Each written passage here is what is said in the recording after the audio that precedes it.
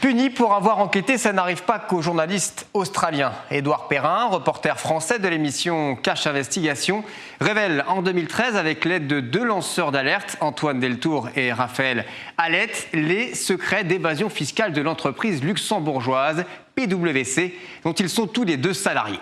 Cette enquête avait permis de mettre en évidence un système d'accords fiscaux négociés directement par les filiales luxembourgeoises des grands cabinets d'audit avec le fisc luxembourgeois pour permettre à 340 multinationales de déroger au régime fiscal de droit commun. Parmi elles, Ikea, Apple ou bien encore Pepsi.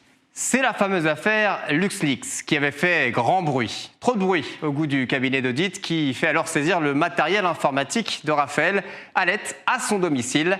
Une saisie obtenue grâce à la signature d'une ordonnance du juge des référés de Metz en 2014.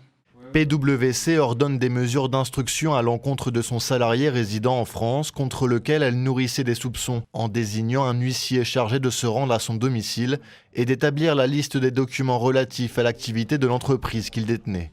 Une ordonnance qui va à l'encontre de la justice pour Édouard Perrin qui engage alors une procédure afin de la faire annuler. Objectif ?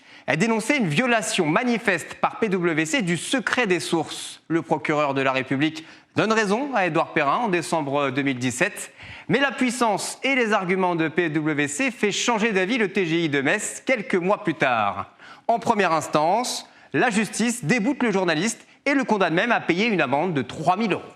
Édouard Perrin ne justifie pas l'intérêt qu'il a à agir à titre personnel, 3 ans après la mise en œuvre de l'ordonnance querellée, alors qu'il est tiers à celle-ci. Il ne justifie pas non plus d'une quelconque habilitation à défendre l'intérêt général ou l'intérêt général des journalistes, et ce faisant, n'apporte aucun élément de preuve de la recevabilité de son action. Soutenu par le SNJ, Édouard Perrin a fait appel de cette décision ubuesque, on peut le dire, car si on suit la logique du tribunal, comme le dit ce communiqué du SNJ, une entreprise peut donc accéder à la correspondance du salarié, y compris celle qu'il entretient avec un journaliste. Une entreprise peut aussi indirectement faire taire un journaliste, faire primer le secret des affaires sur le secret des sources et ainsi empêcher la diffusion de documents, même si leur publication va clairement dans le sens de l'intérêt général. C'est là tout le couac de ce feuilleton judiciaire qui remet en cause une fois de plus le travail des lanceurs d'alerte.